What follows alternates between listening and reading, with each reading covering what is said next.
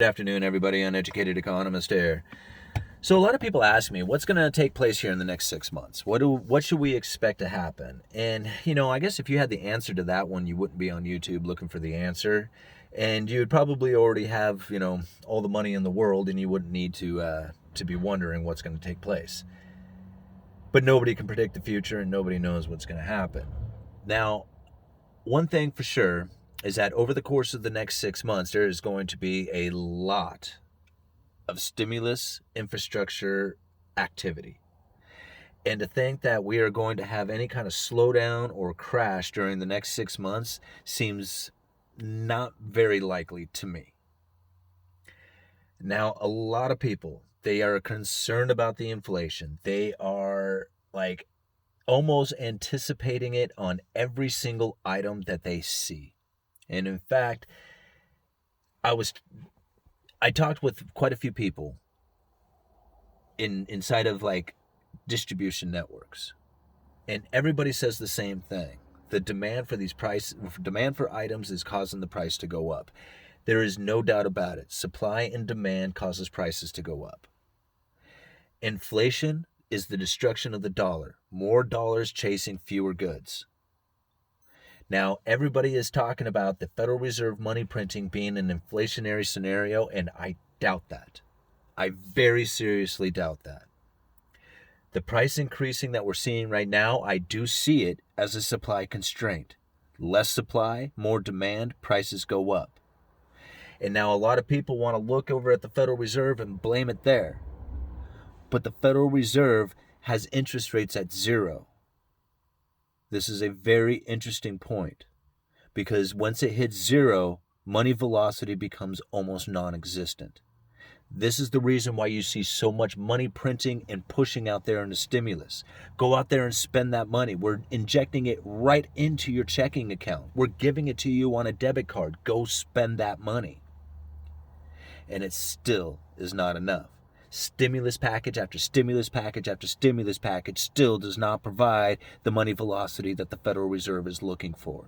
Yes, prices are going up. There is no doubt about it. Looking at lumber alone has prices off the charts, which is causing house prices, new construction, to be off the charts. Inventory levels of homes so low has prices off the charts. This is all supply and demand issues.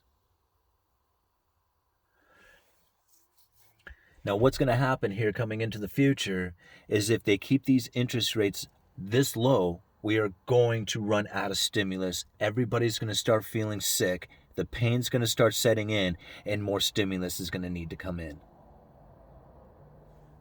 The only way to keep the money velocity is to continuously inject it in with helicopter money.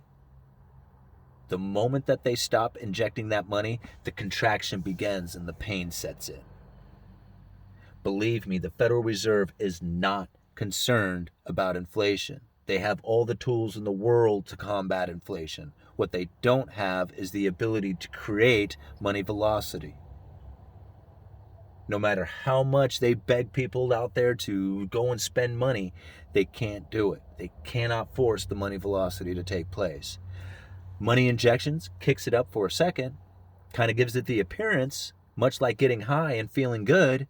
It gives you the appearance of having a good time, but once that wears off, you realize the reality of your life is still there, and that the misery of everything is still just as prevalent as it ever was. So that's the things we have to be concerned about. As this money's flowing through the system, everybody's going to be like, ooh, singing the praises. Man, it's awesome, because you're all high. Just remember that. Until that high wears off, you will not know the reality of the situation. And once you can see it, then you'll know that we are not sitting in a great situation at all. And that really, the bigger issue coming into the future is going to be a huge amount of deflation. As people start stomping out of the dollar to get out of it, much like Russia is doing right now, they have to exit their trades. They have to exit those positions. And what that means is that they need dollars to do it first. So the demand for dollars will increase as people are trying to get out of the dollar. It's hard to understand that. But so many promises have been made in dollars. In order to get out of those promises, you have to acquire the dollars first. See, countries all around the world, they issue out debt, but they don't issue it out in their local currencies. They issue them out in US dollars. When their currencies weaken, it takes ever more of their amount of their currency in order to buy the dollars. It becomes very difficult for them when the dollar strengthens. Think about it. Trade wars have not gone anywhere. Currency wars are not going anywhere. Nobody talks about them, but believe me, they are alive and well. So over the course of the next 6 months, I'd imagine you're probably going to have a pretty good time. But I couldn't tell you what's going to be like after that. More stimulus packages, more infrastructure spending, more helicopter money. I have no idea what they are going to do. I mean, at some point, these evictions are going to end. I don't know what those people are going to do. Trying to go back into making payments after you have not made payments for a year is almost impossible. You grow into having that extra cash and spending that extra cash, and then all of a sudden you have to budget for your rent. Can't do it. You've already grown accustomed to spending all the money. I don't understand it. I mean, it like people knew that this time was going to be coming, but they chose not to do anything about it. They figured that the government was just going to keep extending it. How many people think that the government is just going to wipe away student loan debts? How many people just feel that the government is going to totally provide them with their retirement, every last penny of it? Well, they probably will, but you're not going to have the purchasing power. You know, I don't try to be the doomsdayer out there, but the way they have this system set up is that if you are not continually expanding it, it will contract. And expanding it from here means stock market goes up, housing market goes up, bond market goes up. And the contraction means a lot of pain for people.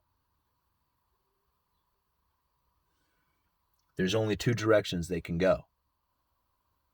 So they can make everybody feel real good for a while and everybody's real happy, and then they turn off the feeling good for a while and then kind of get a little bit of pain until the point that they can't take the pain anymore, and then you turn on the happy drugs again, start pouring in the debt.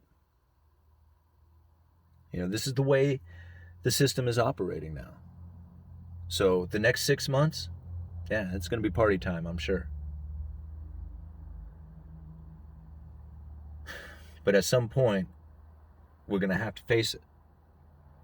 You know, what we are doing right now is we are postponing future spending for current consumption. And at some point, the future is going to come, and we're going to have to postpone the current consumption to pay for the previous spending. A lot of people don't see that. A lot of people think that that's not going to happen. It will happen at some point. The kicking of the can down the road is the game that they play. At some point, the can cannot be kicked, or it just won't go that far. And at some point, you just have to feel the pain. People are not going to get paid what they were promised. The purchasing power of the dollar will diminish.